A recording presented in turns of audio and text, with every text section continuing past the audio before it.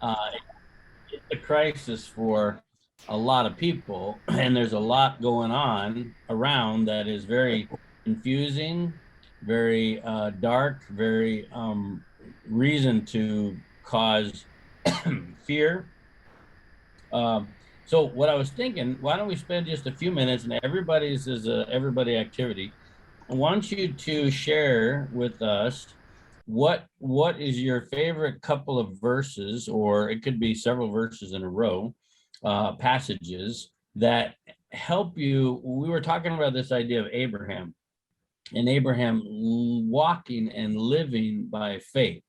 So when you think of the chaos and fear and whatever around and all the confusion, what is a couple of places in the Bible you can pull out to say, all right, here, this is something that gives me hope, gives me peace, gives me the ability to remember to walk in faith, live in faith like Abraham.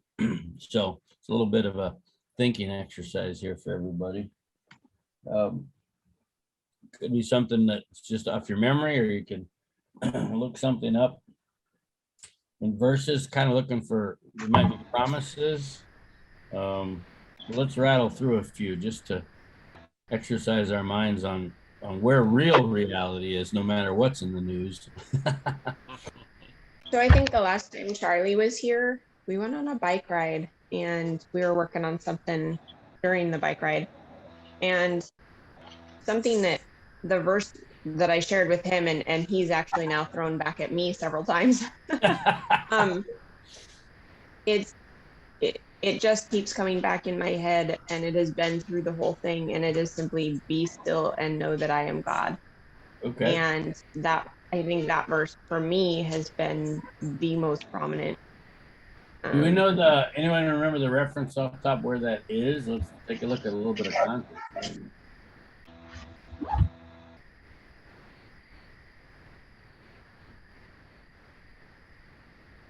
Better remember where that one is. I'll I try think it's looking in it up. Psalm. Yeah, it's one of Chris's favorite ones. Isn't that the same as saying Sabbath and know that I am God? Yeah, yeah. I'm Googling it. That should. Psalms, Chris, you got it? Psalms Psalm 91. Psalms That's what 91. 46:10. that's for me. Oh, okay. You're gonna do it. Okay, let's do Psalms 46:10 first, and then we'll go to Psalms 91. Simona, have yours ready. So 46, what's the context here? 46. 46, chapter 46. Verse 10. So we start with verse 8 at least. It says, "Come and behold the works of the Lord, who has made desolations in the earth. He makes war cease to the end of the earth. He breaks the bow and cuts the spear in two. He burns the chariot in the fire." Now, this is, of course, Psalms. David had a lot of stuff about this war stuff because he was so involved in the war. No. And then, in the context of this wars and battles across the earth, then comes the verse, "Be still and know that I'm God." Not exactly a good soldier verse, it seems. Be still. You know, we always hear be all you can be, fight harder, no man left behind, all that kind of fight kind of stuff. And this, in the context of war across the earth, says, "Be still and know that I'm God. I will be exalted among the nations. I will be exalted in the earth. The Lord of hosts is with us. The God of Jacob is our refuge." So that's the context. Anybody got thoughts on that? Well, it seems that it's in the context of trouble all around. Yeah.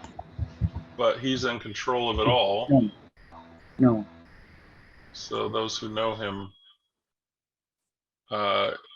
get the wonderful command. Yeah. To be still and know that he is God. Be still. Yeah, because further up, there's more about all the warfare. That's like if you think of it in military terms, kind of how David is putting it. If your commander in chief says, listen up, guys, we've got the biggest guns in the whole universe. So just be still Yeah. and know that I am in control. It reminds me of the story where God told the Israelites to go up in battle. It was probably against the Assyrians, or one of those countries they were always having to fight against. But this is at a time when Israel had been really troubled by surrounding nations. Anyway, he told them to go up and stand shoulder to shoulder and do not draw your swords. Stand still. And I'm thinking, yeah, that's a kind of a frightening battle plan. You're gonna, and they were supposed to wait until they could see the whites in their eyes look kind of like, and in the story, the way it goes, the enemy charges, and they're a huge number. They're not. This is going to be a bloodbath if the Lord doesn't do something miraculously, right? But they did. They stood there and didn't flinch. That was the command, to not flinch, to not turn and run. And they stood there, and then the Lord drove the army back with, I think it was hornets in that case. But it's interesting. Again, God was asking them in a very literal way to do exactly what this verse is saying. Just be still. So 46. Well, and he did that. Go ahead, Chris. Oh, I was just going to say he did that a lot too, just like that. And then, but sometimes he would have them actually do something Yep. as well. Like, I mean, with the walls of Jericho, yeah, they were just marching around 7 once a day, I think, and then 7 on the 7th day. But still, that's not like a really good battle plan, you would think. Yeah, it's still a strange battle plan, but but in the beginning of 46, it starts right off with God is our refuge and strength and a very present help in trouble. Therefore, we will not fear. That I think is a great motto. Even John and I were talking this morning again about, how do we respond properly to authorities and mandates and just all this stuff. And this is actually a great piece of the puzzle to just understand. Just be still. Don't fret. Don't panic. Don't rush out there to have to get some medicine you don't need, but also don't fear and don't panic, and just trust in the Lord. Whether it's about our money or our house or our life or our health or whatever. So, all right, Psalms 91. Simona, is that the next one? Yeah, that's what I was taught to read and even to write down and Memorize. carry on in my purse, with me all the times, because the old stories are that in old times when grandmother gave this 91 psalm written to the soldiers who went to the war, Oh, Yeah, and lots of times they just survived and they stayed alive, and even not wounded. So after the war, they said that is 91st Psalm, which I carry with me in my pocket, and and of course they trust in God. They believe that will help them. right. So Psalms 91, verse 1, he who dwells in the secret place of the Most High shall abide under the shadow of the Almighty. I will say of the Lord, he is my refuge and my fortress. protected. So that's a sense of security. My God, in him I will trust. Surely he shall deliver you from the snare of the fowler. There you go. That's your one against from diseases. well, and against the Satan's power in that article, right? Yeah. He shall deliver me from the snares of the fowler, the liars, the cheaters, and all of that. And it goes on. Any particular part of that you want to read, Simone? I like that. He will cover you with his wings. You will be safe in his care. Yeah. His faithfulness will protect and defend you. Yeah. And he is not fear any dangers at night or sudden attacks during the day. So it's kind of like feeling, that, well, when no, no, from where else you can get any help, and then, well, it's kind of like, it's kind of like that you have that wing which will cover you, the Yeah. feeling that you are under the blanket and no one sees you, no one can get you. Place to hide. But yeah, like place to hide. So Place to be safe. right, right. So it's just feeling, so it's kind of Well, pretty powerful. Well, that's good. And I think that in our real life, this we're reading here about David and his life, but in our real life, this is when we find when crisis has happened, then we can find out if we yet know how to do what this verse is talking about, because that verse has been in there for a lot longer than any of us been alive. And so we may have crises going on around, but we come back to that and, have we learned how to hide under his feathers and his shield? And that's really what he's inviting us to, is to, as the waters rise, so to speak, or the crises get bigger and louder, to turn and trust in him more than before. So that's a good one. That goes good with the other psalm. All right, good start, Amber. What else we got? Anybody else got one?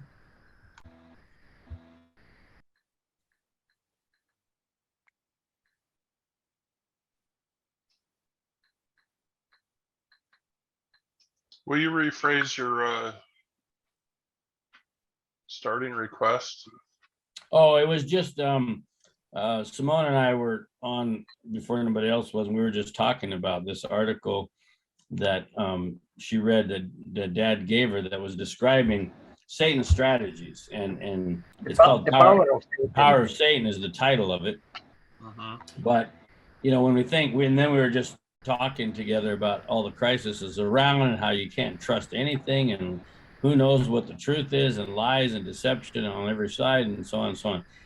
So we were just talking about, all right, so in the middle of all the chaos around us, what is our favorite passages from the Bible to just remind us to put our trust and hope, or what does it look like to put our trust and hope in God? So anything that is comforting, that or encouraging or reminding of what it would be like, what it's like to walk by faith like Abraham. We talk about his story, and we think, oh yeah, it was so easy for him long ago, but here we are in our own crises. And so we're just thinking of verses that kind of help with that. So be still and know is the first one, Psalms 91. Second one, Hebrews 4. Hebrews 4. About entering the rest. Okay. You want to read us a couple verses? I'm trying to decide where a good place to start is. Let's start at verse 1. Okay. God's promise of entering his rest still stands, so we ought to tremble with fear that some of you might fail to experience it. For this good news, that God has prepared this rest, has been announced to us just as it was to them. But it did them no good, because they didn't share the faith of those who listen to God. For only we who believe can enter his rest. As for the others, God said, in my anger I took an oath. They will never enter my place of rest, even though this rest has been ready since he made the world. We know it is ready because of the place in the scriptures where it mentions the seventh day. On the seventh day, God rested from all his work. But in the other passage, God said, they will never enter my place of rest. So God's rest is there for people to enter. But those who first heard this good news failed to enter because they disobeyed God. So God set another time for entering his rest. So in that case, that time is today. In that case, then the disobey would be refuse to put their trust in God. Yep. Those are the examples given, I think, in fact, were when they murmured against him. And Well, and even when we think about, like John and I were just talking this morning about the verse that says, resist not him who is evil, and what it was like in the time of Israel, where soldiers were on the street corners all the time, and they could just grab citizens and say, hey, carry my pack for me, or whatever. You know, that was their context of the story. But we were imagining about Jesus maybe even offering to carry the pack, right? So he's very, very gentle and very kind and gracious. He's there to serve. But just to have that heart, that spirit in the midst of the chaos would require this kind of rest, this kind of trust. You can't just do it because, oh, it's on the list of what I'm supposed to do. You might do the activity and then mumble and grumble the whole time, or fret about it, or be angry. That's not what it's talking about. It's talking about being able to have the graciousness of Christ alive in us towards those who are evil, those who are unjust, those who are unkind and unfair. And that is only going to happen in us if we are learning how to rest, or have that rest, or be in that rest, which is really what Sabbath's about.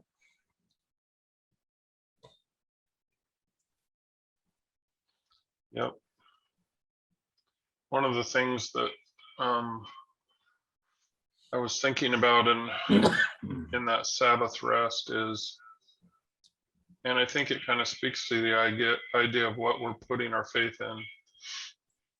When God created the Sabbath and then rested, did he create it broken? Was it not perfect? Was it not what it should be?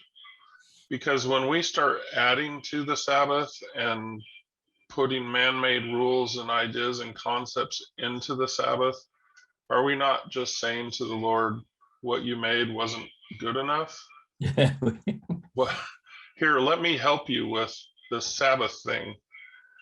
And all we end up doing is making it the same sin of Lucifer in heaven, which was he wanted his righteousness to be his and not God's. Yeah. He wanted to receive the praise and glory to himself for his goodness. Yeah. Well, Chris, you got one for us this morning, how to remember to have peace and rest in the middle of the chaos.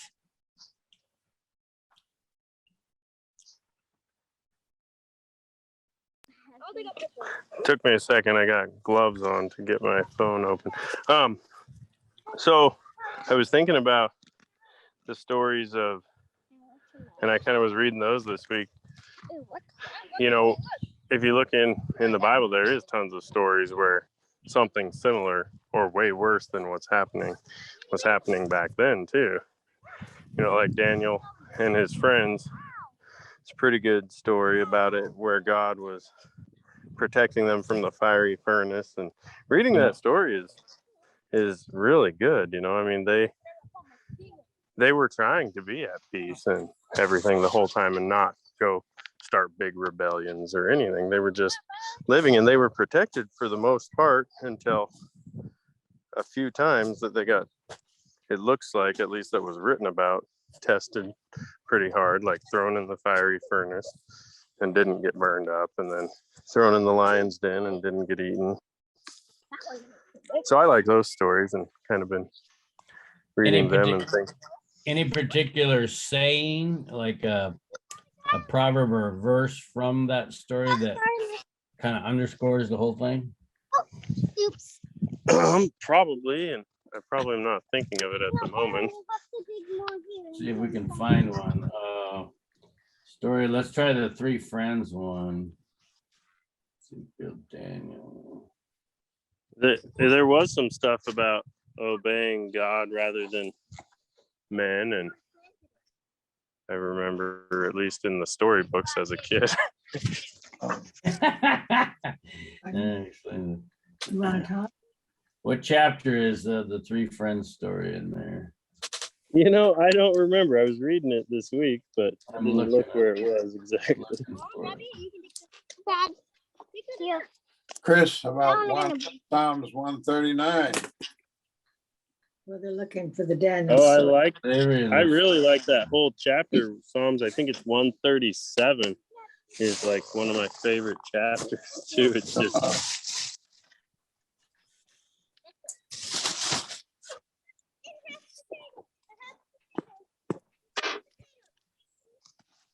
Let's see, 137. All right, so here's what they said. Here's what the three friends. Oh no, I was almost there. Let's see, where is it? Yeah, Oh, yeah. yeah, So here's what the three friends said. It's in Daniel chapter 3, verse 17. And this is the king had commanded that if they don't bow down, then they're going to get thrown into the. If you do, here's what Nebuchadnezzar said: if you do not worship the way I'm telling you to, you shall be cast immediately into the midst of the burning furnace. And who is the God who will deliver you from my hand? So then their response, huh? they're a little cocky, huh? They're a little cocky. There, which is kind of the point. It needed to kind of come out in the story, how flagrant Nebuchadnezzar was in his antagonism against the God of heaven and his pride and all of that. It needed to be seen. So that comes out, and then their response is, if that is the case, our God, whom we serve, is able to deliver us from, and it's interesting, yeah, so he will deliver us from the burning fiery furnace, and he will deliver us from your hand, O king. But if not, let it be known to you, O king, meaning if God does not deliver us, let it be known to you that we do not serve your gods, nor will we worship the gold image you have set up. So I've always liked the fact of this story that they didn't necessarily have time to ask God, so what's the plan? Like, are you going to deliver us from this fiery furnace or not? So they didn't necessarily know yet what the answer is going to be. But they put their full trust in God and said it could go either way, right? Yeah, I liked that too when I read it, specifically that they didn't know. They said, if not, though, you know, because what they we were don't know for sure sure of, what God's going to do here, but we're pretty well, what they were absolutely sure of was that God was able. So it says, God whom we serve is able. Exactly. There was no question about that, to deliver us from the burning bush. So, I mean, from the fiery furnace. So that's kind of cool. Yeah, they had no doubt in his power, that's for sure. Yeah. Well, and I think if we go look at the one with Daniel in the lion's den, it'll be similar. But Dad had one. We'll go on to Dad's. Which one did you want to do, Dad? I mentioned to Chris that Psalms 139. Okay. That's one of my favorites. Yeah, read it, Sherry. I don't know what version you have. Do you have the Passion Bible? No. Oops. I've just got one up on the internet. That's on the Bible Gateway. Yeah.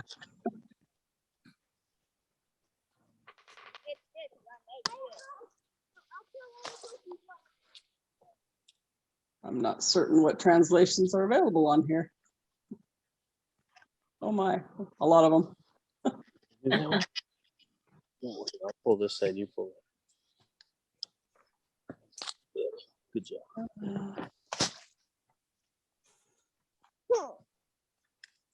Well, I've just got New Living. Did you want me to read the whole thing, Bobby? I don't know, Dad, was it the whole thing or a certain verse? Well, when it starts off and right at the beginning, it's going to already say that God is with you and he knows everything about you. Baby one. I don't know, So just read, just start from the read beginning. it until you feel you got it all.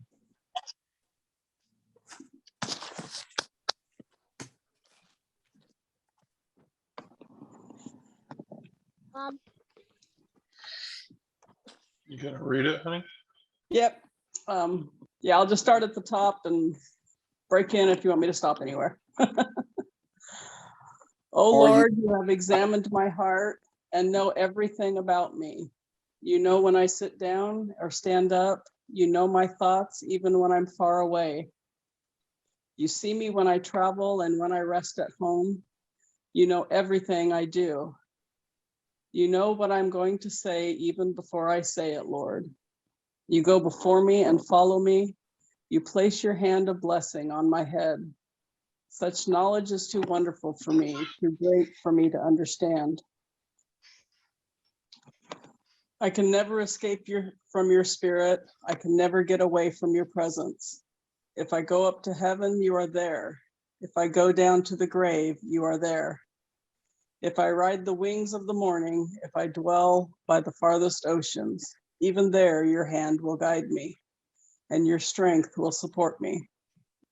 I could ask the darkness to hide me and the light around me to become night, but even in darkness, I cannot hide from you. To you, the night shines as bright as day. Darkness and light are the same to you. You made all the delicate inner parts of my body and knit me together in my mother's womb.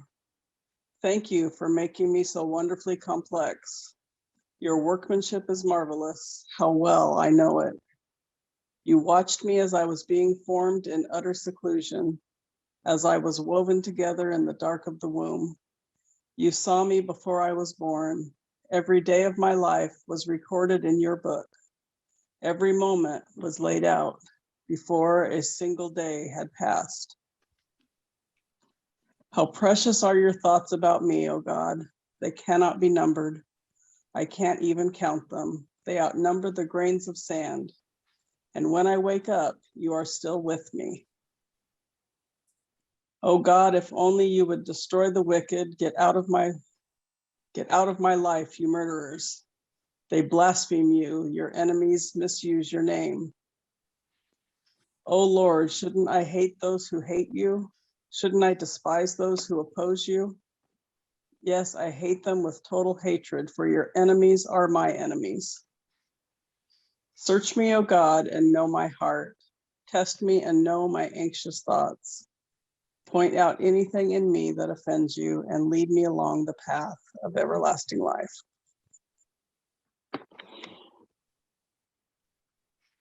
The Lord said, David, you're going to have to learn how to love my enemies. That's right. Seems like all the way up to that point, he was traveling down that path of everlasting life. He's talking all about God. And then all of a sudden it's like, I sure do not like these enemies though. So he was still learning. Yep, he was still learning. While we're But talking, God works with us even then when we're struggling with that. Well, that's what's awesome about verse 23. Yeah. 24, he says, still, and you're going to need to do this. Go ahead, Mom. I was just thinking about the pandemic and all the rules and regulations being made. And I was reading Esther, and it was a very good promise. God, even though the people had not obeyed God and left Babylon, God still protected them, and it was amazing to me. That's all, how God's promised to protect us and how he did it in that story. Mm-hmm. Yeah, because you're referring to the fact that the ones that were in danger were the ones that didn't go back to Jerusalem when they were supposed to. Right. They decided they liked the comforts of living in Babylon, and then they were in danger of losing their life. Right, but God protected them and turned turned the death decree against them. He turned it around. Yeah, away from them. Serious story going in that house. Which is why the be still and know that I am God is still so valuable. Right. She asked you, why did you do that? Oh, Dad wants me to share about the COVID thing. My neighbor got really sick, and so Shelley went over to help her, and then Shelley left, and she left me to help her. So I've been going over for about 2 weeks into her COVID house and feeding her and giving her water and trying to help her. Well, this morning we were having a discussion with her niece, and and this circle of ladies now that are help her when she comes back out of the hospital because she finally had to go. So anyway, they asked me this morning, why did you go over there? You haven't even had the vaccine, and you went right into her house and helped her. And I told them, well, I don't know. God said to go help her, so he promises, he'll be with us when we do that. So that's my only answer. I don't have another answer. Anyway, Betty Lou, my neighbor, she got so weak and so sick that she finally went to the hospital, and now they're going to release her on Monday. So we're all working on how we're going to take care of her while she's home and she's still weak. So that was why that discussion came up this morning. Yeah, we have a couple of neighbors who have been wondering, how dare you go over there? No zoot suit, a special suit on, no vaccine, no anything. And yep, that's the right answer. The right answer is, but I work for the living God and he protects me. I don't need the Yeah, vaccine. she had the best protection on of all. Yeah. And it's got to be in the same mentality that the three friends had, which is whether I live or die, whether I get sick or don't get sick, it's up to God. But he is able to deliver me out of the hands of the whatever the thing is. So good story, Chris. It might be interesting to know too, the niece who's trying to set up this feeding programs when she comes out of the hospital because she'll be so weak. Their plan was to take food, different ones from the neighborhood, and they would put it on the step outside of the house and would leave. That was the plan. I told them, well, I'll watch and I'll take it in. Yeah. Just tell me, I'll carry it inside. You could just tell them to bring it to you and then you can. Well, So it it's doesn't still, have to- I don't know how they think she's going to get up out of bed and go get it. Yeah. Anyway, it's interesting happening in our neighborhood right now. Yeah. Well, and with that, maybe we should turn the rest of our time to look at what Amber was talking about. Do you guys want to do that together? I don't know. Was that something you were reading, Amber, or was it a video or what? Pour it on. It was a blog, so it was just something I was reading, and I wasn't meaning to go over it. I was just mentioning, I said I could post it in the chat, and if people wanted to read it, they could, but we can do whatever with it. Is it Well, there was useful? an article.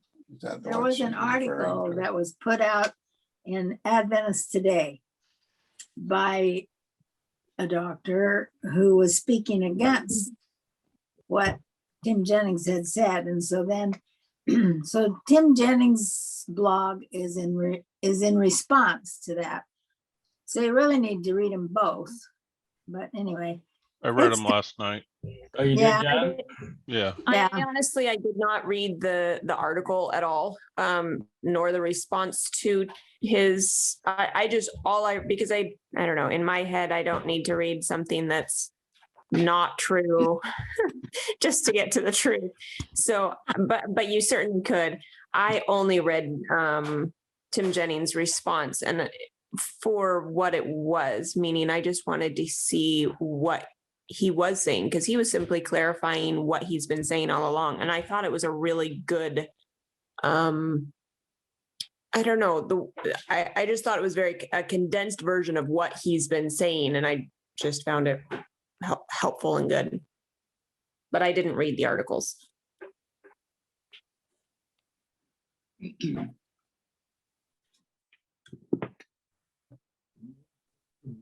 It's kind of a long read, so I don't know that you have time for it. Yeah, we but- may not have time. John, it sounds like several already read it, so. Essence. Oh yeah, John can summarize it for us, maybe. Did you read both, John? I did. So the gentleman who went after Jennings was very unfair. For one, it was a direct attack on Jennings. He thought that he was doing a great job of countering all his arguments by saying that his science was better than Jennings' Oh, it's a science. science argument. It was a science argument.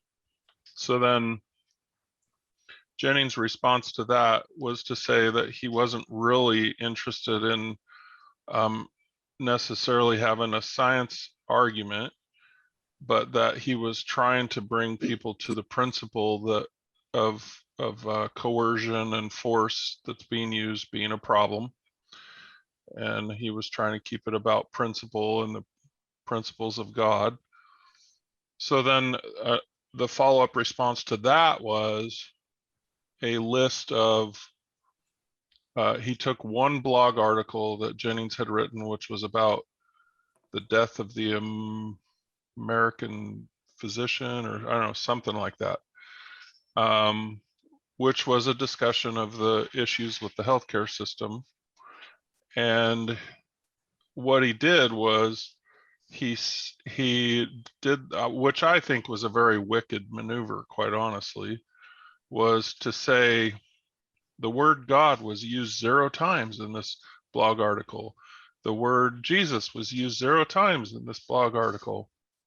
The word politics was used 5 times, and so on, right? He just lists this accounting of what words were used in Jennings' blog,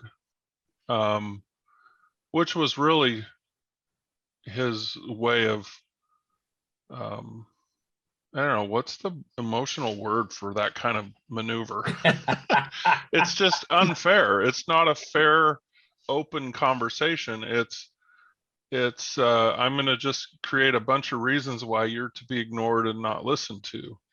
Yeah, it's an attempt at discrediting more than discussing the actual topic. Correct. Yeah, it was a clear attempt at discrediting. And because, I mean, it's so intellectually dishonest to hold a man accountable for one article who's written hundreds, if not thousands of articles praising God, talking about God, and then you're gonna pick this one spot and try and hold him accountable to it. So it was ultimately, in a nutshell, it was an attempt to make it a science versus science, and my scientists are bigger than your scientists, my dad's bigger than your dad kind of argument.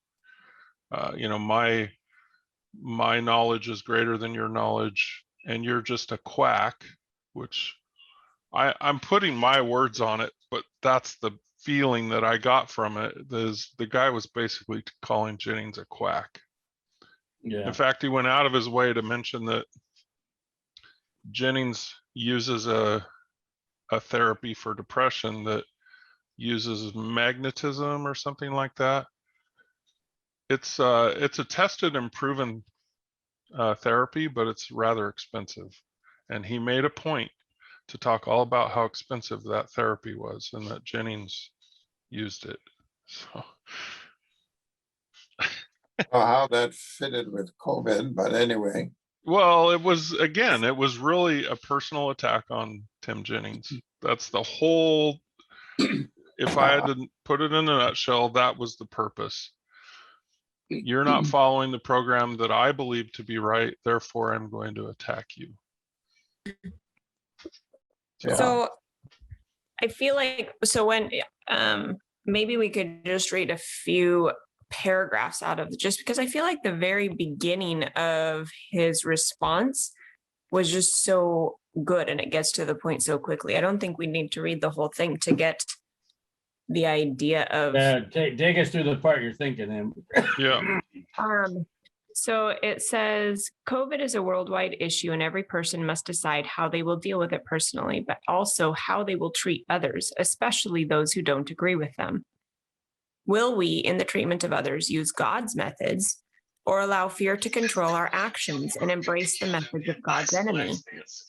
The methods that we choose solidify our characters by action into either more godliness or more beastliness.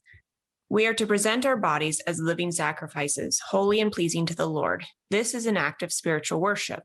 Romans 12, verse 1. I cannot decide for another person how they are to honor God with their body, whether they should eat a vegetarian diet or not. Neither can I decide for a person what medical treatments they should get, especially if they're healthy and at low risk for disease. And then he quotes Desire of Ages 550.6 and then 759.1. And those say, in matters of conscience, the soul must be left untrampled or trammeled. No one is to control another's mind, to judge for another, or to prescribe his duty. God gives to every soul freedom to think and to follow his own convictions. Every one of us shall give account of himself to God. No one has the right to merge his own individuality in that of another. In all matters where principle is involved, let every man be fully persuaded in his own mind. Romans 14:12 and 5. In Christ's kingdom, there is no lordly oppression, no compulsion of manner. The angels of heaven do not come to the earth to rule and to exact homage, but as messengers of mercy to cooperate with men in uplifting humanity. That's the Desire of Ages 550.6. And now the 759.1 says, compelling power is found only under Satan's government. The Lord's principles are not of this order. His authority rests upon goodness, mercy, and love. And the presentation of these principles is the means to be used. God's government is moral, and truth and love are to be the prevailing power. Right there. Could have stopped right there. Good place to put a period at the end of the whole article. Yeah. Well, I meant in his response, he could have just said that much and been done. Because that's really good. I thought it was really good, right? That's what really I good. thought. It's excellent. Well, because again, it leaves the focus on everybody. Our nature is to take up sides and then fight, versus what this is talking about. And this is that one there, especially from 550. That's a great one. Angels don't show up to exact homage. Lordly oppression. No, it's interesting because people do struggle with that. Even especially like I see this a lot in the context of organized church and organized leadership. There's this belief that God expects order, and by that what we mean is that he's put certain people in charge and everybody else must follow. And yet that there rips that right apart. It says, no, there's not supposed to be any of that. God's order is what we see in the book of Acts, where people lay down their lives for each other. They serve one another. They don't fight against each other. And so they end up in lots of large cooperation. And sometimes that cooperation even looks like in the book of Acts, where they met together to discuss these rules that were supposed to be being applied to the Gentile believers. And they worked on it, even though they didn't agree at first. They worked on it until they could all come to the agreement of, okay, there's just 3 that we need to tell them. And they took, hundreds and hundreds of Jewish ceremonial laws and decided, there's three that are important that we should make an issue of. The rest we're just going to leave it off the list. and that was what we could rightfully call God's order. The order was they all were submitting themselves to the Holy Spirit, all asking for God's leadership and guidance, and then coming to an agreed upon conclusion. Nowhere was it a small group got in a committee, made a decision, and then mandated that for the entire rest of the body of believers. Because even the decision they made there in Jerusalem with that small group did not turn into some sort of new church rules or church laws. It was just, okay, this is what, as teachers and leaders who were all there in Jerusalem, this is what they decided. They should let the issue be down to just this. And I like what it says right there in that 550 about, in Christ's kingdom there is no zero zippo lordly oppression, no compulsion of manner. Now, she didn't say compulsion as in arrest people. That would be clear compulsion. This is compulsion of manner, like even the attitude. Down right there, that's those two quotes is all you need on the whole matter. That's good. Well, thanks for bringing that up, Amber. I do see wisdom in Christ when you watch him walk among the people, so absorbed in the political discussions and fights around them, and Jesus hardly comments on it. He doesn't discuss them. He doesn't bring them up. He doesn't work on them. He continues to work on presenting God's kingdom in contrast to Satan's kingdom, but usually with the focus mainly on God's kingdom.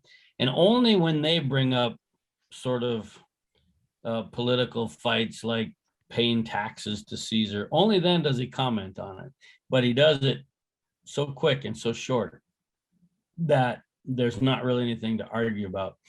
I do find that in discussing ideas and beliefs with people, especially when it comes to sort of politics in the world around us, a short amount of words is much more effective, even if they totally won't agree with you. You give them way less words to throw back at you, right? And Jesus was really good at that. He would just say, render unto Caesar that which belongs to Caesar, and unto God's that which is God's. And he just put the whole matter in that one sentence. And then I would, if the people then want to argue and debate over it, Christ really would say something so like, if you watch him in John chapter 10, he just keeps adding, but it's so like he leaps. In their minds, he's leaping to a whole different thing. They're not even sure how he's still talking about the same subject, kind of, some of the times. And yet he is. But he's just adding a whole, but very small little sort of loaded bomb in each and every statement. But his mission wasn't to argue and to prove a point. His mission was to rescue souls of those that would open their hearts to God. And that's why it cannot be really about the little things of politics around us and economy and all that kind of stuff. But in order to even function in that realm of rescue and debate, we first have to know how to live by faith, live in the rest that the other verses we were looking at, we're talking about today. The be still.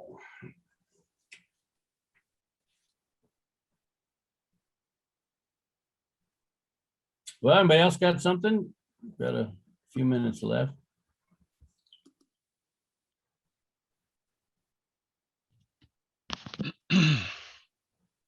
So the reason I was a little late this morning is because I was doing Sabbath school with my old church at Newburgh. Cool. There's like 5 people on there, and it's good to see their faces. And they were having a discussion on rest. Aha.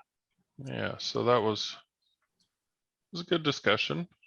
Were they all on Zoom, or were they any of them at the Yeah, it building? was Zoom. They've had yet another Outbreak. COVID thing, so they revert to Zoom as soon as that happens. I don't know any details on who got sick or how sick they were or any of that, but Well, it just means you yeah. got to access them from home. Yep. So yeah, it was nice to see their faces, and for the most part pretty welcoming, and I think a little shocked to see me, but that's okay. A little shock is good for you. What's John doing on there? Yeah, like, oh, hey, yeah, oh, nice to see you. But yeah, it was good conversation, and the Sabbath school teacher, Lowell, he was very kind, and anyway, I think I made a small mistake. I disagreed with what somebody said, and don't think they appreciated it too much, but I disagree with that. well, I didn't say it in those terms. I said, no, I think it was in regards to what came first in Lucifer. Was it pride or was it grumbling? Oh. And they said, well, he grumbled his way into the problem of pride. And I said, no, I think it was the other way around. The pride caused him to grumble against the Lord. But anyway, it wasn't a well-received statement. So that's almost, it's kind of a funny one too. It's like, which came first, the chicken or the egg? Yeah. It's like, was it pride or was it grumbling? Well, I don't know. Maybe they kind of happened at the same time. Well, what does it say in about the king of Tyre, about where the problem began? Does it say in there? Yeah, I was looking in Prophets and Kings, and she does quote scripture quite a bit in that one little section. Mm-hmm. And let's see, it is, thine heart was lifted up because of thy beauty. Yeah, there's pride. Thou hast corrupted thy wisdom by reason of thy brightness. That's Ezekiel 28:17. Thou hast said in thine heart, I will exalt my throne above the stars of God. I will be like the Most High. That's Isaiah 14. Were they trying to make the point, though, that how dangerous grumbling is? Yeah, that was the main point. And honestly, I am slightly ashamed of myself for even making a correction. I didn't expect to get the response I did, but I did, and so it was probably not even worth correcting. But I do find it interesting that in that section, the real heart issue with Satan, let's see where that statement is. Though all his glory was from God, this mighty angel came to regard it as pertaining to himself. Yeah, which is pride. And that, isn't that the core of our issue with all these things you've said we will do, right? Our core issue of legalism Is pride. at its core is pride. It's the desire to receive the praise and glory for our goodness to ourselves instead of giving all praise and glory to God. And knowing grumbling is the, I'm just thinking, grumbling is the primary manifested problem we see in Israel in the wilderness. and that, yep. In other words, it is a problem. It is But it'd be interesting. It's true that with Lucifer, who was made holy, it had to have started with pride. So it'd be interesting to compare that then to Israel, rescued out of Egypt. What became their, was it true that theirs was first pride and then grumbling, or can it be a little different because they started out in such a mess as slaves, beaten up and downtrodden, but they just grumbled about everything. I don't know. It'd be interesting just to look at that perspective to see what seems to be the core issue there. But it's still, pride is not going to be absent. It's still going to be there, but it does seem to be more predominant with Israel, that it seems to be focused on a grumbling issue. Yes. But anyway, Well, I think you're right. John, verse 15 of Ezekiel 28, does that give a hint as to where it all begins? 15.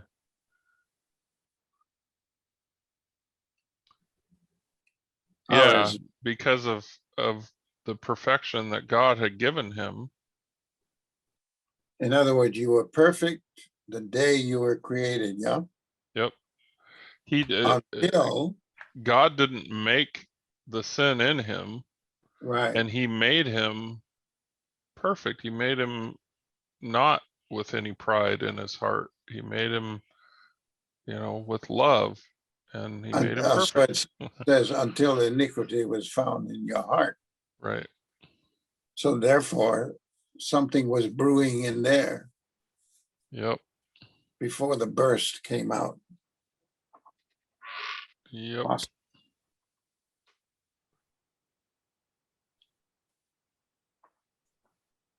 Just a thought. No, it's a good thought. I mean, I think you're right on there. He's really,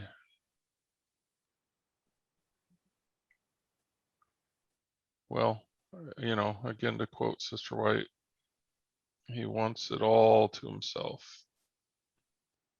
He doesn't want the righteousness that's in him to be. And then that verse 16 kind of gives a illustration of what we do as each day in our labor.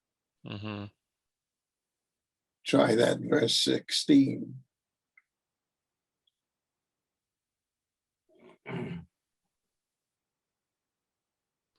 By the multitude of thy merchandise, they have filled the midst of thee with violence, and thou hast sinned. Therefore I will cast thee as profane out of the mountain of God, and I will destroy thee, O covering cherub, from the midst of the stones of fire. So somehow in his trading or in his daily business endeavors, he operated unlike God. And so that was part of that in the heart, right? Mm-hmm. Yeah, he was, well, in one place, it hints at this idea that in the process of praising God, he was undermining his authority. Yeah, the RSV says, in the abundance of your trade, you were filled with violence. So what is that? And you sinned. So somehow in working his trading or in his business, some things didn't please him very well, and he really got outraged. But could it be the iniquity already in the heart? So it automatically comes out in the workplace. Mm-hmm. Yeah, what would be the trade of heaven when Lucifer was still there? Well, this would be speaking about an analogy as a king. Yeah. That's how he functioned. So he was a ruler of other angels. That would have been his his trade. Must have shown a little of that coming out.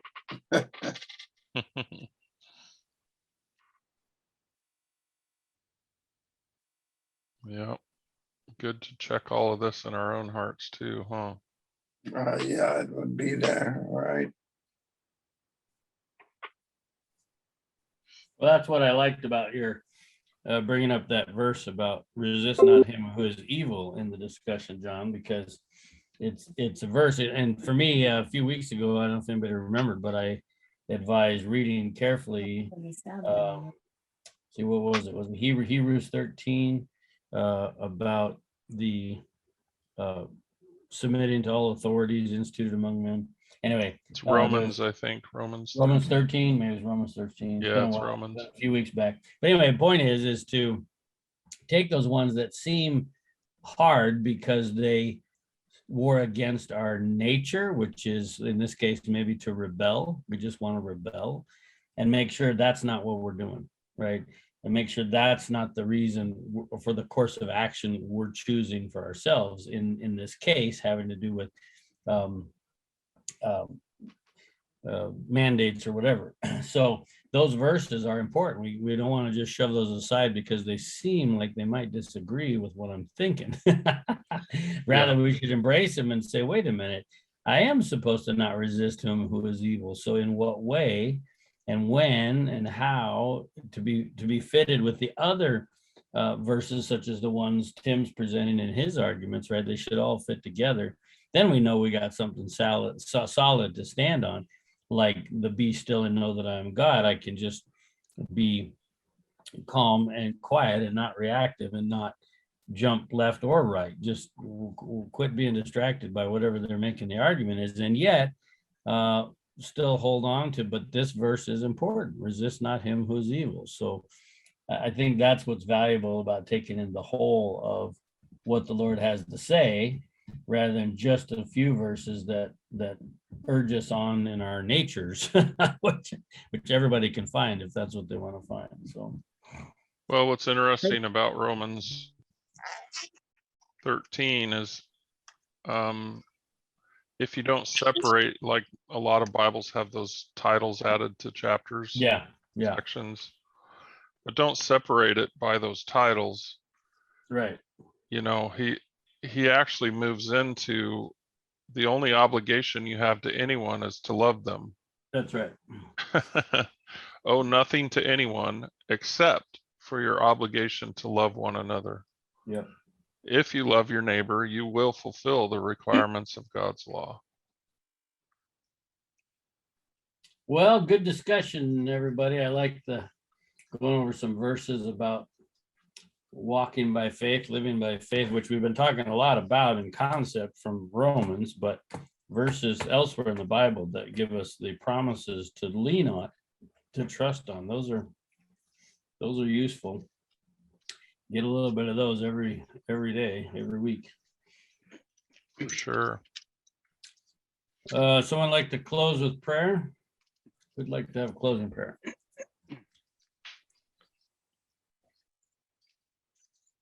I can. That's okay, fine. Go ahead, John. Father, we thank you for the rest that we have in you. We thank you that you created the Sabbath perfectly. There's nothing we need to add to it or take away from it to make it better. Help us to enter into that rest today, while it is today. And thank you for the offer of that rest. Let there not be any grumbling in our hearts, Lord, but let us move forward regardless of the circumstances, with the one thought in our hearts to love one another as you have loved us. This we ask in the name of Christ. Amen. Amen. It is true, there seems to be increased opportunities to share and to bless others. So don't miss out on any opportunities that come in front of you. I've been excited to hear from different individuals throughout the week as things going on. I know Barb is having quite a few major conversations with people out there, which are great to watch and see. And then Charlie, he's working on some. And John and I talk quite a bit through the week, so we're always updated on what's going on. but I know everybody's having them, like my mom talking about the story with the neighbor lady across the street. It's interesting because in our neighborhood, there's several who have had questions about God and about life and about hell and death and fear. And so just being able to walk unafraid and see God's protective hand in motion has been really something. Is this a sermon being preached without words in our neighborhood, and it isn't losing. It's not getting lost in attention either. It's people are paying attention. So how we do it and what we say as we do it are all important. So that it's not with fear or frustration or anger or political aggression of any kind. All of that becomes part of the sermon. So anyway, sure, that's happening for everybody. Look for those opportunities and walk straight into them with the blessing and power of God. So good to see you all, and have a good lunch. And that's all I have to say this morning. Are we all getting on at 2:30 or other things happening?